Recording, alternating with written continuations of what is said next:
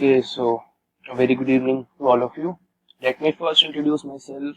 My name is Arthur Kaushik, and right now I'm a master's student. I'm doing my MSc Chemistry from North Campus, Delhi University, Department of Chemistry, and I've done my bachelor's in Chemistry Honors from Hansraj College, Delhi University. And as per the teaching experience, I have an experience of teaching for about 2 years. So first of all, I'll be taking my demo video on the topic that has been, according to the NCERT syllabus, that has been the fourth unit of class 12th NCERT book, that is chemical kinetics. A fun fact about the topic chemical kinetics is जितने भी बच्चे इससे basically दूर भागते हैं या उनको ये डिफिकल्ट लगता है, ये उतना ही इजी और इजी टू अंडरस्टैंड टॉपिक है. So let's dive into it. So according to the NCERT's class 12 textbook, it's the fourth unit named chemical kinetics, which comprises of two words, chemical and kinetics. This chemical refers to the chemical reaction, different chemical reactions जो इस unit में पढ़ते हैं लोग. और kinetics मतलब होता है किसी भी चीज की study with respect to time. Basically किसी भी चीज का रेट स्टडी करने को काइनेटिक्स बोलते हैं. एक लाइन इसमें जो एनसीईआरटी में काफी यूजफुल रही कि chemical kinetics helps us to understand how chemical reactions occur. तो केमिकल काइनेटिक्स हमें ये बताता है कि केमिकल रिएक्शन कैसे हुई, अगर वो केमिकल रिएक्शन हुई है तो वो हुई कैसे है. सो लेट अस सी कि अब क्वेश्चन अराइज होता है कि what is rate of a chemical reaction. Rate of a chemical reaction होता क्या है, और उससे पहले अगर हम केमिकल रिएक्शन में ना भी देखें तो किसी भी चीज का रेट होता क्या है. सो अगर मैं कहूं कि किसी भी चीज के रिस्पेक्ट में अगर वो चीज अपनी पोजीशन, अपनी क्वांटिटी या कोई भी ऐसी वैल्यू जो टाइम के साथ वो चेंज कर रही है, तो हम कहेंगे कि हम उसका रेट स्टडी कर रहे हैं. एक बहुत ही अच्छा एग्जांपल है एनसीईआरटी बुक में आपने देखा हो, वो कहता है कि कोई भी ऑटोमोबाइल उसकी स्पीड होती है, हम उसकी स्पीड बेसिकली होती है कि उसकी पोजीशन या उसने डिस्टेंस कवर किया है वो एक time certain period of time में कितना चेंज हुआ है. तो बेसिकली वो हम rate of change of distance की बात कर रहे हैं. ऐसे ही सिमिलरली अगर हम केमिकल रिएक्शन अपने टॉपिक की बात करें तो किसी भी केमिकल रिएक्शन में रिएक्टेंट की कंसंट्रेशन या प्रोडक्ट की कंसंट्रेशन का टाइम के साथ चेंज होना ही केमिकल रिएक्शन का रेट होता है. अगर हमारे पास एक बहुत ही जनरल केमिकल रिएक्शन में लूं जिसमें रिएक्टेंट से हमें प्रोडक्ट मिल रहा है due to change in different properties like temperature, pressure, volume, कुछ भी केमिकल प्रॉपर्टी चेंज करके हमने अगर रिएक्टेंट से प्रोडक्ट अचीव किया है, तो रिएक्टेंट का टाइम के साथ घटना और प्रोडक्ट का टाइम के साथ बढ़ना विद रिस्पेक्ट टू टाइम, इसे ही हम बोलेंगे rate of chemical reaction. Is that clear? Okay, so अब हम रेट ऑफ केमिकल रिएक्शन को अब ऐसे तो नहीं हर बार ओरली बता सकते, तो इसके लिए हमें कुछ ना कुछ रिप्रेजेंटेशन तो चाहिए ही. इसे हम रिप्रेजेंट कैसे कर सकते हैं मैथमेटिकली. तो रेट ऑफ केमिकल रिएक्शन को मैथमेटिकली रिप्रेजेंट करने के लिए हमें एक बेसिक जनरल केमिकल रिएक्शन चाहिए. जैसे ये रिएक्शन है, रिएक्टेंट से हमें प्रोडक्ट मिल रहा है. अब इसमें है कि 1 mole of reactant gives us 1 mole of product. अब मैं कहूं कि अगर T1, क्योंकि हम टाइम के साथ स्टडी कर रहे हैं, T1 पर हमारे जो रिएक्टेंट की कॉन्सेंट्रेशन है वो R1 है और T2 पर हमारे रिएक्टेंट की कॉन्सेंट्रेशन है वो R2 है. अब हमारा चेंज इन टाइम, अब हम टाइम का चेंज देखें तो वो होगा हमारा फाइनल स्टेट का टाइम माइनस इनिशियल स्टेट का टाइम. आई होप ये आप लोग फॉलो कर रहे होंगे. एंड अगर मैं कहूं हमारा T1 पे प्रोडक्ट की concentration is P1 and product की T2 पर concentration is P2, and also हम कंसंट्रेशन को स्क्वायर ब्रैकेट से डिनोट करते हैं. किसी भी रिएक्टेंट या प्रोडक्ट की कंसंट्रेशन को हम स्क्वायर ब्रैकेट से डिनोट करते हैं, इसका मतलब होता है कंसंट्रेशन. तो अब हमारा चेंज इन रिएक्टेंट की concentration, change in the concentration of reactant क्या होगा, फाइनल रिएक्टेंट की concentration that is R2 minus reactant की concentration at time T1 that is R1. अब अगर एक छोटी सी बात हम सोचें कि एक केमिकल रिएक्शन में रिएक्टेंट तो हुआ है हमारा कम और प्रोडक्ट हमारा टाइम के साथ बढ़ा है, इसे हम बोलेंगे एक बेसिक फॉरवर्ड रिएक्शन, जिसमें हमारा रिएक्टेंट टाइम के साथ कम होता जा रहा है और प्रोडक्ट हमारा फॉर्म होता जा रहा है। तो अगर मैं लॉजिकली सोचूं तो R2 की वैल्यू के R1 से बड़ी होनी चाहिए या छोटी होनी चाहिए? अगर हम लॉजिकली देखें तो R2 की वैल्यू जो है वो R1 से छोटी होनी चाहिए, क्योंकि R2 है जो हमारा रिएक्टेंट बचा हुआ है टाइम 2 पर, और वो रिएक्टेंट R1 से कम बचा हुआ है, तो ये वैल्यू जो होती है ये नेगेटिव आती है। और हमें पता है, हमने जो पढ़ा है रेट में, कि decrease in the concentration of reactant decrease in the concentration of reactant divided by time taken is our rate of reaction। अभी हमने पिछले उसमें देखा हो। तो अगर rate decrease in the reaction, basically जिसे हम डेल्टा आर बोल रहे हैं, ये नेगेटिव है, तो हमें रेट को कैसे देखा है? क्योंकि किसी भी चीज का रेट नेगेटिव नहीं हो सकता। कोई भी चीज किसी टाइम के साथ चेंज हो रही है तो वो नेगेटिव कैसे चेंज हो सकती है? तो हम इसके आगे एक नेगेटिव साइन लगा देते हैं, क्योंकि rate can never be negative. इसलिए हमारा, अगर हम rate of disappearance of reactant की बात करें, उसमें हमारा रेट जो होता है वो होता है decrease in the concentration of R, that is delta R, divided by time taken. Time difference कितना है दोनों टाइम में, तो ये बेसिकली एक एक्सप्रेशन निकल के आता है delta R by delta T. अब हम बात करें कि अपीयरेंस ऑफ पी। अब मैंने क्या बताया था, दो चीजें हो सकती है, या तो हमारा रिएक्टेंट है वो कम होता जा रहा है, या तो हमारा प्रोडक्ट है वो टाइम के साथ बढ़ता जा रहा है।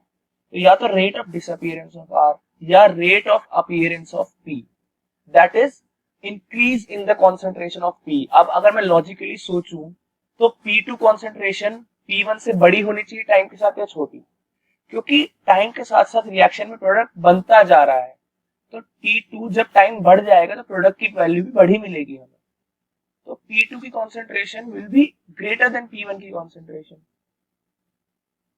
तो इसके चलते हुए ये हमें पॉजिटिव ही मिलेगा, और हमें पता है रेट पॉजिटिव ही होता है, तो हम इसे लिखेंगे increase in concentration of product divided by time taken, that is also hour rate of reaction. अब हम इतना हमें पता चल चुका है कि हम रेट ऑफ रिएक्शन, इसका मतलब केमिकल रिएक्शन को स्टडी करना विद रिस्पेक्ट टू टाइम हम दो तरीके से कर सकते हैं, या तो रिएक्टेंट के डिसअपीयरेंस से या प्रोडक्ट के अपीयरेंस से। तो हम नेक्स्ट चीज देखते हैं कि हम ये चीज अप्लाई कैसे करें, हम रेट ऑफ रिएक्शन को अप्लाई करें और कहां और कैसे करें। तो रेट लॉ एक्सप्रेशन हमें पढ़ना है कि हम रेट ऑफ रिएक्शन को अप्लाई कैसे करें। तो बेसिकली हमें चीज पढ़ते हैं रेट लॉ एक्सप्रेशन। अब वो होता क्या है, एक ऐसा एक्सप्रेशन होता है जिसे हम मोलर कंसंट्रेशन ऑफ रिएक्टेंट्स की फॉर्म में दिखा सकते हैं। अगर मेरे पास एक रिएक्शन है A प्लस B से हमें प्रोडक्ट मिल रहा है, तो उस बेसिक रिएक्शन को हम अगर A और B की मोलर कंसंट्रेशन के थ्रू दिखाएं और उनमें कुछ पावर ऊपर raised, this says rate law is the expression in which reaction rate is given in terms of molar concentration of reactants with each term raised to some power which may or may not be same as the stoichiometric coefficient of the reacting species in a balanced chemical equation। Now this line is very important, क्योंकि ये जो powers है इनका बहुत एक अलग importance है अपना इस चैप्टर के अंदर। तो ये कहता है कि रेट लॉ एक ऐसा एक्सप्रेशन है जिसमें हम मोलर कंसंट्रेशन लेते हैं रिएक्टेंट्स की, उनमें उन्हें कुछ पावर, उनके ऊपर कुछ पावर्स लगाते हैं, जो पावर जरूरी नहीं है कि सेम हो as the stoichiometric coefficient of the reactant. Stoichiometric coefficient होता है स्टोइचियोमेट्रिक किस रेशियो में ए बी के साथ कंबाइन होकर प्रोडक्ट बनाता है। सो अब हम इसके बारे में देखते हैं, हम अपने रेट ऑफ रिएक्शन को एक रेट लॉ एक्सप्रेशन में कैसे डालें। तो अब मैं कहूं कि हमारा जो रेट ऑफ रिएक्शन है उसकी डिपेंडेंस होती है, जो रेट होता है वो डायरेक्टली प्रोपोर्शनल होता है ए, अगर हमारी एक रिएक्टिंग स्पीशीज ए है, दूसरी हमारी रिएक्टिंग स्पीशीज बी है, तो ए की पावर एक्स टू बी की पावर वाई के हमारा रेट जो है वो डायरेक्टली प्रोपोर्शनल होता है। इसी एक्सप्रेशन को हम बोलते हैं रेट लॉ एक्सप्रेशन। और इसे फिर से समझाने आए तो देखिए वही एक्सप्रेशन है जिसमें रिएक्टेंट्स की मोलर कंसंट्रेशन, ये हमें मोलर कंसंट्रेशन का आइडिया देता है। Molar concentration of reactants are raised to some powers which may or may not be same as the stoichiometric coefficients of the reactant of the reacting species in the balanced chemical equation। अब हमें पता है कोई भी equation के लिए, अगर मैं इक्वेशन बोल रहा हूँ, रेट लॉ एक्सप्रेशन से अगर मैं इक्वेशन पे आऊं तो हमें पता है कि हमें प्रोपोर्शनैलिटी हटानी होती है। प्रोपोर्शनैलिटी हटाने के लिए हम यहाँ पर एक कांस्टेंट लगाते हैं जिसे मैं बोलता हूँ स्मॉल के से डिनोट करते हैं। इसी स्मॉल के को हम बोलते हैं रेट कांस्टेंट और स्पेसिफिक रेट कांस्टेंट। ये रेट कांस्टेंट हमारा प्रोपोर्शनैलिटी कांस्टेंट है जो हमारी रेट लॉ एक्सप्रेशन को इक्वेशन में बदलेगा। अब ये तो बात ही रेट लॉ एक्सप्रेशन की, which is quite important for this topic, but since ये एक डेमो वीडियो है तो इसमें मैं आपको इसकी एक हाईलाइट, एक जिस्ट दे सकता हूं। अब वो बात है कि जो मैंने बोला था कि order of reaction, that X and Y they play an important role in this chapter I said, तो उन्हीं के थ्रू हम समझेंगे कि ऑर्डर ऑफ अ रिएक्शन होती क्या है। किसी भी चीज का ऑर्डर है उस चीज का ढंग, वो चीज कैसे रिएक्ट कर रही है, कैसे बढ़ रही है, कैसे प्रोसीड कर रही है। ऑर्डर ऑफ अ रिएक्शन एक काफी इंपॉर्टेंट चीज है, उससे हमें पता चलता है कि किस ऑर्डर में हमारी केमिकल रिएक्शन जो है आगे चल रही है। तो बेसिकली ऑर्डर ऑफ रिएक्शन की अगर मैं डेफिनेशन देखूं तो it is the sum of powers of the concentration of the reactant in the rate law expression, that is called the order of the reaction. Basically अगर आपके पास, पिछले हमने rate law expression में देखा था कि हमारा जो रिएक्टेंट है वो पावर उनकी रेज्ड है एक्स एंड वाई। अगर मैं इन्हीं पावर्स का सम कर दूं और मेरे पास I suppose I get Z, so Z will be the order of this reaction. This reaction will follow Zth order kinetics। इसका मतलब है कि इस ऑर्डर में वो रिएक्शन फॉरवर्ड चलेगी, इस ऑर्डर में उस रिएक्शन का रेट निकलेगा। सो अब हम देखते हैं कि ऑर्डर ऑफ अ रिएक्शन निकालते, उसका निकालना कैसे होता है। तो बेसिकली ऑर्डर की एक खासियत है कि order of a reaction it can be 0, it can be 1, 2, 3 और even a fraction। ऑर्डर हम ये, क्योंकि काफी क्वेश्चन आते हैं इससे रिलेटेड भी कि ऑर्डर की वैल्यू 0, 1, 2, 3 इवन फ्रैक्शन में भी हो सकती है। जीरो ऑर्डर रिएक्शन का मतलब होगा कि एक रिएक्टेंट टू द पावर उसी concentration to the power 0, B reactant उसी कंसंट्रेशन टू द पावर 0। इसका मतलब उस रिएक्शन में रेट जो रिएक्शन का है वो डिपेंड ही नहीं करता है दोनों की कंसंट्रेशन पर। इसका मतलब सीधा सा ये हो गया। अब देखा कि ऑर्डर की वजह से हमें कैसे पता चल रहा है कि रिएक्शन किस तरीके से डिपेंड कर रही है, राइट। तो अब एक चीज अगर मैं बताऊं कि ऑर्डर ऑफ रिएक्शन बेसिकली, अगर आपके पास एक एलिमेंट्री रिएक्शन है A B B give C C to D D, ये इनके स्टोइचियोमेट्रिक कोएफिशिएंट्स, इसमें कंफ्यूज मत होइएगा। A B C D are the stoichiometric coefficient. तो रेट ऑफ द रिएक्शन होगा के A to the power X B to the power Y. अब ये एक्स और वाई जरूरी नहीं है कि सेम हो ए और बी से, ये इनके स्टोइचियोमेट्रिक कोएफिशिएंट्स हैं और ये इनके ऑर्डर है with respect to reactant.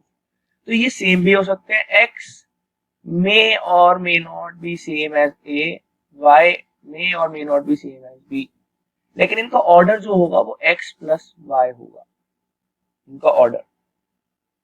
So basically अगर हम एक चीज देखें, काफी इंटरेस्टिंग चीज निकल के आती है इससे कि रेट ऑफ रिएक्शन, जो हमने रेट कांस्टेंट निकाला है ना, उसकी यूनिट हम ऑर्डर के थ्रू कैसे निकाल सकते हैं।